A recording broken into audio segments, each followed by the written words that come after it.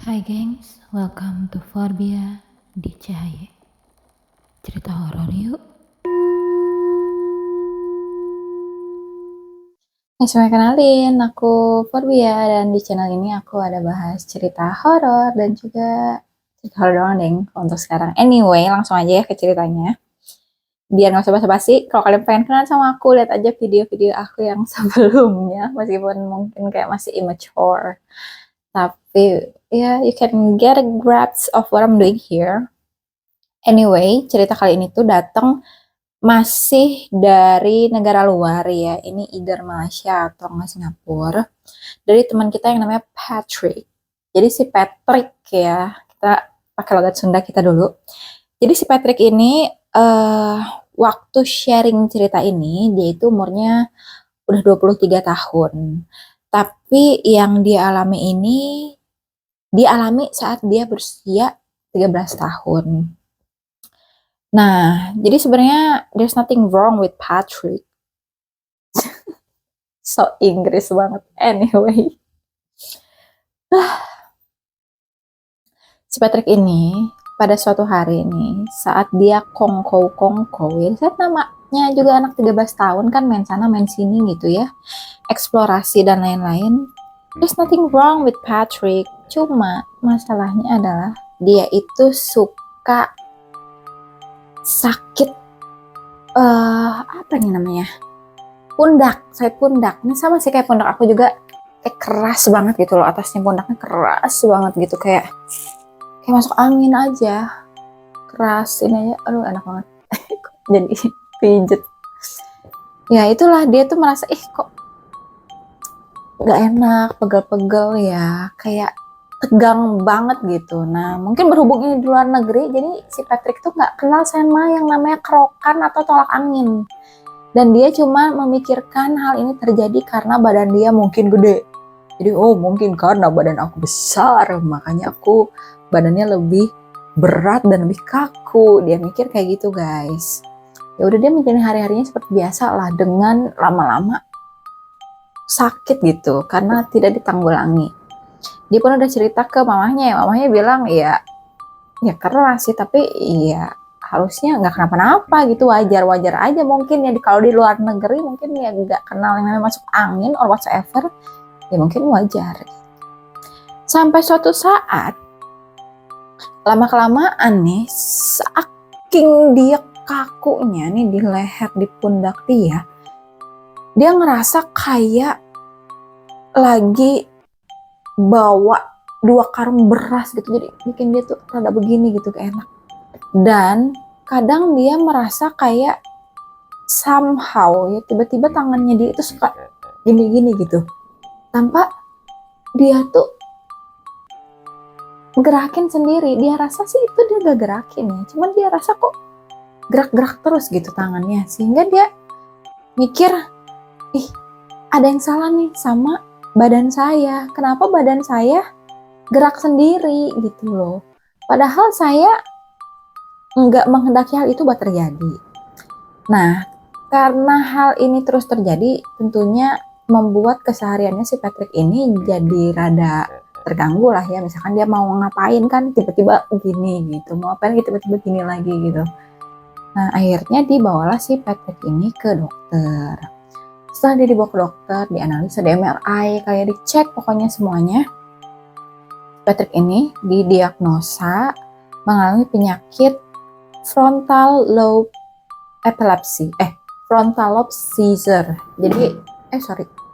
Jadi keadaan kejang-kejang di mana atau diakibatkan ada sesuatu yang salah dari lobus frontalia, mungkin daerah sini ya. Ini aku nggak salah aja guys. Kalau kalian ada yang ngerti istilah-istilah medical, kamu anyway, ini udah coba diobatin dengan memakai treatment obat epilepsi. Tapi ya tidak terlalu mengurangi seizure-nya dia atau kejang-kejangnya dia gitu loh. Tetap ada kejang-kejangnya itu. Akhirnya mamahnya coba carilah pengobatan kemana-mana, cuma ya susah aja. Nah saking desperate-nya si mamahnya ini, akhirnya dia coba videoin si Patrick. saat si Patrick ini mengalami kejang-kejang, karena biar bisa dikasih lah disebarkan video ini supaya sekiranya orang-orang yang pernah mengalami hal tersebut bisa memberikan tips and trick bagaimana caranya supaya keadaan ini bisa dikendalikan atau sembuh kayak gitu guys. Sampai akhirnya ya udah dikirim tuh ke grup WA keluarga kali ya, dikirim nama dia gitu. Nah setelah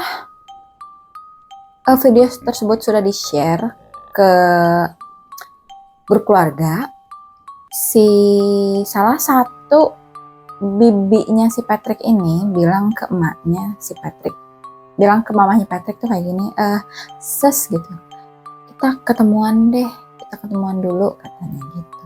Akhirnya ketemuan tuh mereka antara mamah-mamah ya, si bibi dengan mamah nih ya ketemuan. Terus katanya ses katanya gini kan, saya kan punya anak nih, anak saya memang masih sangat amat kecil sih, cuma emang anak saya ini sepertinya disinyalir memiliki kemampuan seperti anak indigo lah, dia sensitif terhadap hal-hal yang tak kasat mata. Jadi memang si anaknya si bibi ini tuh suka aneh gitu kelakuannya, dari yang tadinya dipikir bercandaan tapi lama-lama kok kayaknya memang benar gitu. Akhirnya divalidasi lah, mungkin si anak ini memiliki kemampuan seperti anak indigo. Nah pada saat si mama ini men-share videonya si Patrick di grup keluarga, nah pas di play video ini, pas di play si videonya si Patrick lagi kejang-kejang, si anak ini ngeliat gengs. Pas anak ini ngeliat, anak ini dibilang, mah, aku ngeliat ada yang aneh dari Om Patrick, katanya kayak gitu. Mungkin kan tetap panggilnya Om ya, meskipun si Patrick ini umurnya masih 13 tahun gitu kan. Awalnya guys, ini aku merinding sih, aku masih merinding. Terus ditanya sama si bibi, kamu ngeliat apa nak? Aku ngeliat di pundaknya Om Patrick itu ada orang-orang. Ih sumpah, orang. Jadi awalnya aku pikir itu kayak gini ilustrasinya, kayak film The Shutter. Tapi guys, ini tuh orang. Jadi ada lebih dari satu entitas yang memang menempeli badan Patrick. Kalau dilihat sini kayaknya ada dua entitas yang nempelin si Patrick. Nah pada sepenglihatan si anak ini, entitasnya ini bukan orang dewasa, melainkan seperti anak kecil, tapi bukan anak kecil gitu loh. Nah pada saat si ibunya si Patrick ini ngevideoin kejang-kejangnya si Patrick yang begini-begini itu, ternyata itu tangannya si Patrick itu lagi di tarik-tarik. Terus pas lagi di videoin itu si entitasnya itu begini ke kamera gitu. Tadi paham ya dia lagi di videoin. Ampun aku merinding Tuhan. Nah abis itu disaranin loh oleh si bibi, katanya ses kamu aku kenalin aja ke salah satu tim pendoa lah ya, ke salah satu tim pendoa biar si Patrick ini didoain gitu. Akhirnya dibawalah si Patrick ke pendoa ini gitu. Nah, si Patrick tuh jelasin prosesnya itu nggak ribet, nggak kayak film-film exorcism, karena memang kalau dia sih mendeskripsikan kejadian yang terjadi sama dirinya itu adalah external possessions, jadi bukan possession gitu, atau kalau di sini bukan kesurupan tapi ketempelan kayak gitu. Nah, mungkin kalau bahasa sana ketempelan adalah external possession. Dan setelah dia datang ke tempat tim pendoa ini, dia cuma disuruh duduk aja, terus dibacain ayat-ayat suci. Abis itu ya udah katanya, nah Patrick udah selesai, silahkan kamu keluar dari ruangan ini. Kayak kok simpel sekali gitu, tapi ya udah dia berdiri dari ruangan itu dan dia keluar, dan dia merasa memang beban di pundaknya itu tiba-tiba hilang. Yang tadinya jalannya kerasa berat gitu, dia jadi jalannya lebih ringan gitu. Akhirnya kan sempet, mungkin mamanya si Patrick itu nanya-nanya lah ya ke si tim pendoanya ini. Si tim pendoanya cuma bilang, ini spiritnya nggak ganggu bu, dia cuma spiritnya tuh cuma spirit yang mau having fun doang. Dan kayaknya si Patrick ini Iya, cuma lagi apes aja. Jadi pas tadi didoain ya nggak ada perlawanan, cuma ibaratnya udah ya mainnya ya masih Patrick ya, si Patricknya kasihan, cuman kayak gitu doang. Tapi memang ya si Spirit ini udah bisa sampai membuat atau meng-take over si Patrick tuh udah hampir dalam karena si Patricknya udah kayak selain badannya bergerak dia kan sempet kayak bisa ketawa-ketawa aneh gitu. Itulah yang membuat si emaknya menjadi khawatir, tapi ya thankful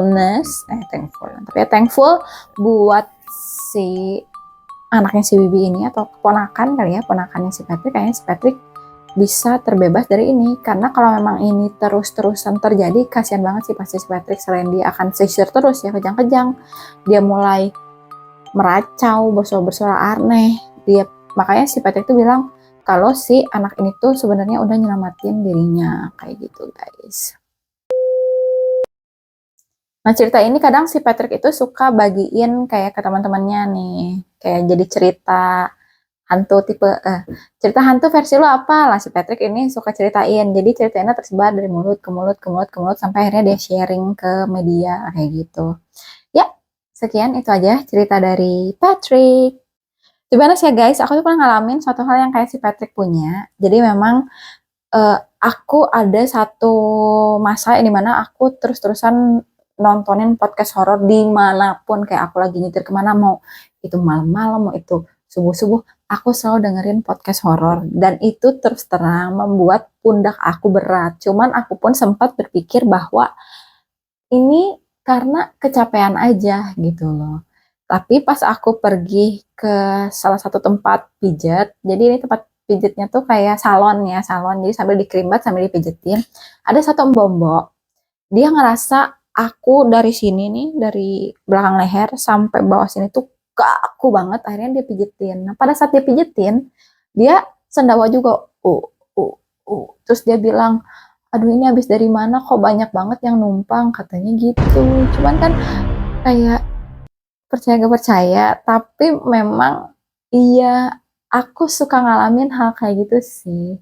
Cuman kan kalau di sini kita kadang suka mikirnya ya udah masuk angin aja, tinggal dikerok, tinggal dipinjet. Nah kalau di luar negeri mungkin nggak terlalu aware ya sama kayak gini-ginian. Mungkin kalian pernah membeli pengalaman serupa seperti aku. Silahkan share di bawah. Anyway, thank you semuanya udah nonton. Jadi ceritanya ini aja dulu. So I will share again to you guys kalau aku dapat cerita yang seru-seru. Thank you everyone. If you like this video silahkan di like dan subscribe supaya gak ketinggalan video baru dari aku. Thank you. Bye-bye.